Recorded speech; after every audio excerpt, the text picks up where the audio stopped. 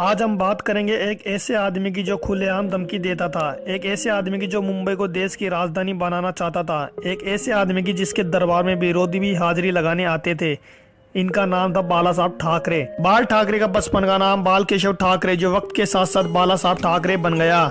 बाल ठाकरे कार्टूनिस्ट थे, राजनीतिज्ञ तो बाद में बने। सिर्फ यही नहीं बल्कि ठाकरे मशहूर क्रांतिकारी कार्टूनिस्ट थे। 1950 के आसपास टाइम्स ऑफ इंडिया के संडे एडिशन में इन्हीं के कार्टून छपते थे। इन्होंने 1960 में नौकरी छोड़ दी थी। बाल ठाकरे को हिंदू हृदय सम्राट कहा जाता था। उनका बिना देखे भाषण देना लोगों के मन को भा गया। उन्हें सुनने के लिए लाखों की भीड़ एकजुट होती थी। चांदी के सिंहासन पर बैठने के शौकीन बाल ठाकरे के दरबार में विरोधी भी हाजिरी लगाते थे। ठाकरे खुलेआम धमकी देते थे। बाल ठाकरे जब किसी का विरोध करते थे तो दुश्मनों की तरह, और जब तारीफ करते थे तो ऐसे जैसे उनसे बड़ा कोई मित्र नहीं है। 19 जून 1966 को बाल ठाकरे ने शिवाजी पार्क में नारियल फोड़कर अपने दोस्तों के साथ पार्टी बनाई थी, शिवसेना, जो आज भी चल रही है। 1960 और 1970 के दशक में महाराष्ट्र में लुंगी हटाओ पुंगी बजाओ अभियान चलाया गया है। ये स्पेशली बिहारियों के लिए था, क्योंकि बाल ठाकरे ने अपने समाचार पत्र के मुख्य पेज पर लिख दिया था कि एक बिहारी 100 बीमारी। 1980 के दशक में बाल ठाकरे ने मुसलमानों के बारे में कहा कि यह कैंसर की तरह फैल रहे हैं और देश को इनसे बचाया जाना चाहिए। बाल ठाकरे की एक खास बात यह थी कि वह कभी किसी से मिलने नहीं गए। जिसे मिलना है खुद घर आओ। भारत की हर बड़ी हस्ती उनसे मिलने के लिए उनके मुंबई के घर मातोश्री में जाती थी। बड़े बड़े बॉलीवुड एक्टर बियर पीने और उनसे मिलने उनके घर आते थे, जैसे नरेंद्र मोदी, माइकल जैक्सन।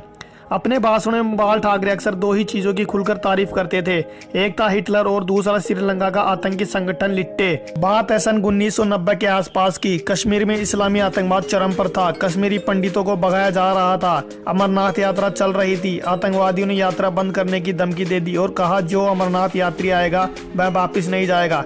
तब बाल ठाकरे ने एक बयान दिया कि हज के लिए जाने वाली 99% फ्लाइट मुंबई एयरपोर्ट से जाती है। देखते हैं यहाँ से कोई यात्री मक्का मदीना कैसे जाता है। अगले ही दिन अमरनाथ यात्रा शुरू हो गई।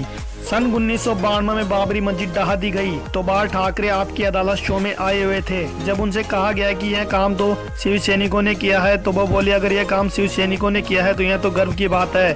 बाल ठाकरे के कुछ स्पेशल शौक थे, सिगार, व्हाइट वाइन आदि। ज्यादातर फोटो या इंटरव्यू में उनके हाथ में पाइप या सिगार होती है। पाइप तो 1995 में दिल के दौरे के बाद छोड़ दी, लेकिन सिगार तो मौत के साथ ही छूटी।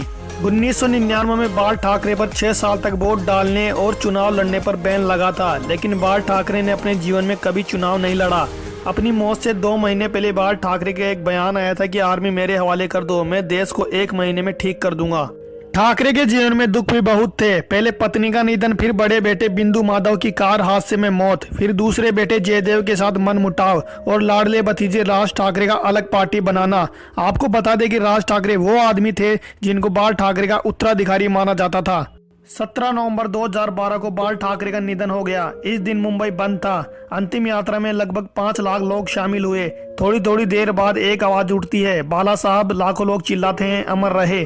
बाल ठाकरे ना तो मुख्यमंत्री थे ना सांसद, फिर भी उन्हें मरने के बाद 21 तोपों की सलामी दी गई, जो राष्ट्रपति और प्रधानमंत्री को मिलती है। ये रुतबा था बाला साहब ठाकरे का। वीडियो अगर आपको पसंद आया तो इस वीडियो को लाइक करें और चैनल को सब्सक्राइब करें।